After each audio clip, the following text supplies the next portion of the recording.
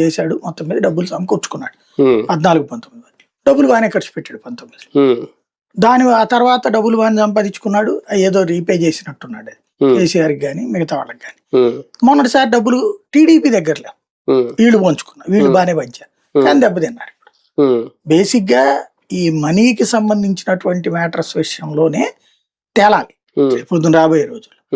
ప్రస్తుతం money matters పరంగా అయితే గనక ఇలాగ జగన్ ఎట్టయితే ఫైనాన్షియల్ ఇరికిచ్చారో అట్లాగే లీడర్లు మిథున్ రెడ్డి, చెవిరెడ్డి, అప్పటికి విజయసాయి రెడ్డి మీద కూడా ఇలాకుంది కాబట్టి విజయసాయి రెడ్డి, ఇట్లాగా సుబ్బారెడ్డి, ఇట్లా అందరి సంబంధించి జగన్ అడిగితే కావాలంటే 50 కోట్లు 100 కోట్ల ఆస్తిని తీసి ఎదురుగుండా పెట్టగలిగే వాళ్ళందరినీ బ్లాక్ చేసేస్తున్నారు. తద్వారా రేపు ఆర్థిక మూలాలు అప్పుడు ఈ కేసు ఏదో శిక్ష పడాలి ఇది చేయాలని ఇలా ఫీలింగ్ ఏం కాదు. జగన్ పేరు చెప్తే భయపడి పారిపోవాలా.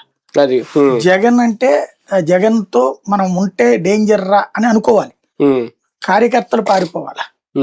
అలాగే తటస్థులకి అతని మీద నెగిటివ్ తీసుకొచ్చే పని ఎలాగో వాళ్ళ మీడియా చూసుకుంటది. ఈ ఓవరాల్ గా ఆర్థిక మూలాలని దిగ్బంధించడానికి వేసిన ఎత్తుగడ కేసు.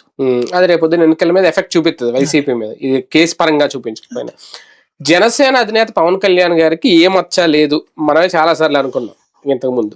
ఇప్పుడు ఆ లేని మచ్చలు ఇప్పుడు ఆ పార్టీలో ఉన్న కొంతమంది ఎమ్మెల్యేలు కానీ ఎంపీలు కానీ తెచ్చి పెడుతున్నారా? ఇప్పుడు రైల్వే కోడూరు ఎమ్మెల్యే అరవ శ్రీధర్ ఆయన చూస్తూ ఉంటే ఇందులో ఇప్పుడు రోజుకో వీడియో రిలీజ్ అవుతుంది.